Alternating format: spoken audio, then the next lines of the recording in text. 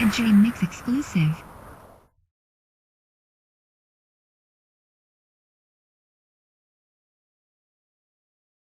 Some people have mentioned on the forums and that,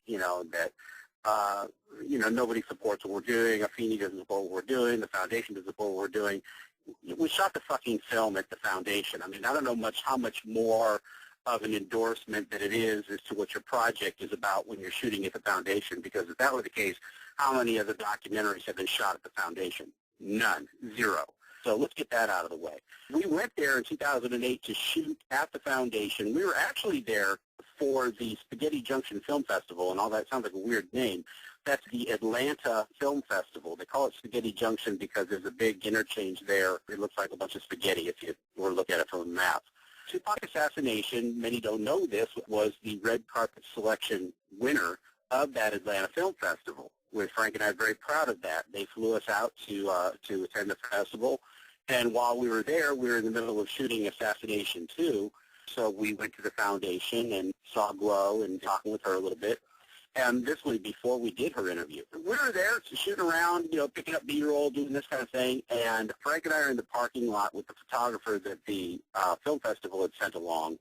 We're just standing there, and this car just comes barreling up over the sidewalk, a whack, and the tires are off the ground because they kind of hit a curb when they jumped into the parking lot, and they come slamming in there. And I'm thinking to myself, oh God, somebody put a hit out on us. I better run for the hills. It turns out that the car stops right short of where we're at, and all of a sudden these three dudes just jump out of the car, and they come running up there like, Frank, Big Frank, Big Frank. And it's Edie and it's Qatari, who are, Edie Amin. Qatari was Castro of the Outlawz, Glow's son. They come running up and they hug Frank, and they're like, oh, man, we can't believe it. You're out here. It's so good to see you.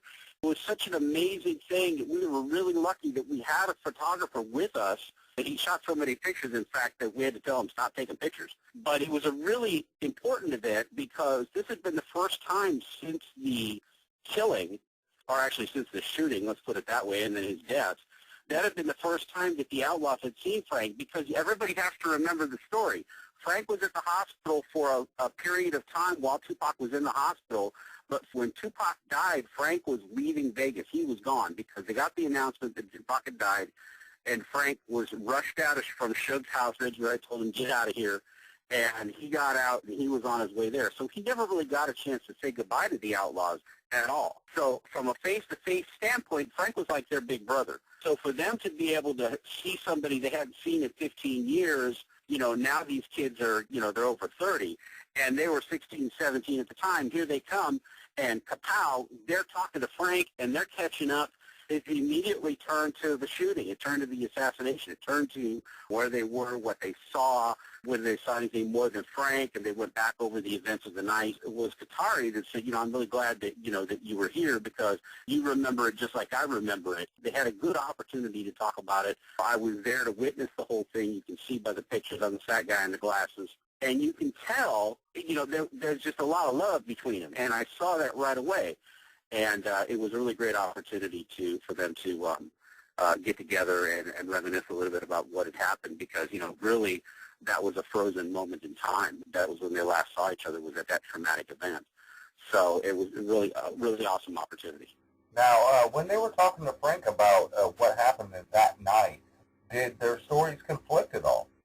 No, not at all. That was the thing. I mean, there were gaps that each one remembered and each one didn't, even including Frank. There were little details that each one remembered, each one didn't, and they were almost filling in the blanks for each other and talking about what happened and talking about that because, none of these guys, I mean, Edie's interviewed a bunch of places, and I'm not going to put words in anybody's mouth, so, I know what I heard, I know what I saw, I was there, I can attest to that.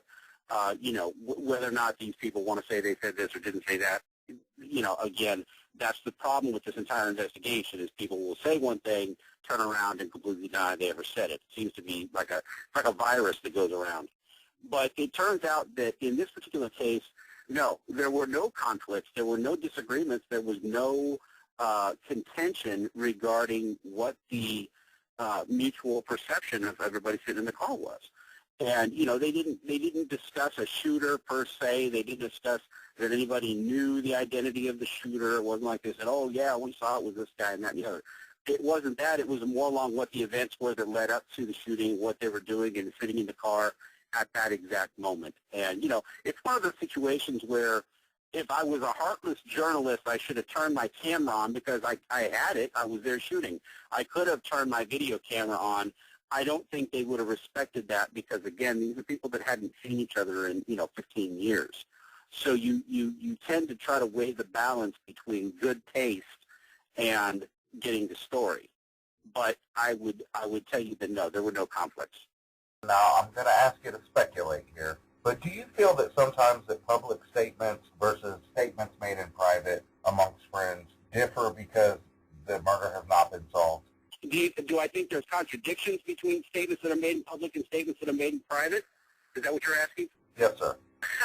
Yeah. I think that, and that goes all over the place. One of the nice things that I've got in this entire situation is I've got the luxury of not having an agenda. I wasn't there. I didn't know any of the players when it happened. I wasn't an investigator on it. I wasn't on the case. I don't have a reputation per se, or to protect. I'm not an investigator there. I'm not Brent Becker. I don't have to defend what I did in the investigation. I don't have any particular agenda to protect. I'm not Frank. I'm not a witness. I'm not, anything. I'm a guy who's looking at everything objectively. And that's what a lot of people don't understand. They think I'm up Frank's ass. I'm not up Frank's ass. I don't have any particular agenda to protect. I don't have any agenda. So it gives me kind of a unique perspective on this. And I can tell you that with absolute certainty, I think it can be unequivocally said that, I won't say that people contradict themselves, but I will say that people's stories change. And there could be a lot of really good reasons for that. That's not necessarily a negative thing. I mean, you're talking about 15 years have gone by. There's a whole lot of information that people are open to that they weren't open to. Remember, we didn't have the internet back then. It wasn't like you could jump on Google and look at 50 different articles about a particular subject in a matter of minutes. That's a luxury we have now. So as people get introduced to new information, of course, something that would cloud or change that perception, obviously they have to be allowed some latitude to be able to change their minds. I've said that about Frank 1,000 times, but I'm also going to say it about everybody else. So, yeah, I answer your question to say, yeah, there was contradictions. Yeah, there's been inconsistencies. Yeah, it's a pain in the butt to deal with. And that's between what's said publicly and what's said privately. It's not necessarily a bad thing.